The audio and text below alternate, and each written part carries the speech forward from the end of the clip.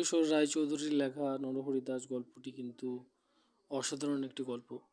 এই গল্প থেকে আমরা দেখি যে বাঘ সিংহ মিলে মানে শিয়াল মিলে একটা ছাগলের সঙ্গে বুদ্ধির জোরে পারছে না, ছাগলটা তাদের ভ্যাবাচ্যাকা খাইয়ে সকালবেলায় বাড়ি ফিরে আসছে। গল্পের শুরুয়াতটা আমরা সকলেই জানি যে কীভাবে একটা ছাগলছানা বাড়ির থেকে বের হয় না, সে একদিন ষাঁড়কে দেখে, অনুপ্রাণিত হয় যে এটা কী। তারপরে সেই ষাঁড়ের সঙ্গেই সে চলে যায় একটা গল্পের বনের মধ্যে। সেই বনের মধ্যে গিয়ে সে অনেক খায় এবং রাত্রে বাড়ি ফিরে আসতে পারে না। এবং তারপরে দেখা যায় সে পরের দিন অনেক ঝামেলা পুইয়ে বাড়ি ফিরে আসে। ছাগলছানাটি শিয়ালকে এবং বাঘকে বোকা বানায় এবং সকালবেলা বাড়ি ফিরে আসতেও সমর্থ হয়।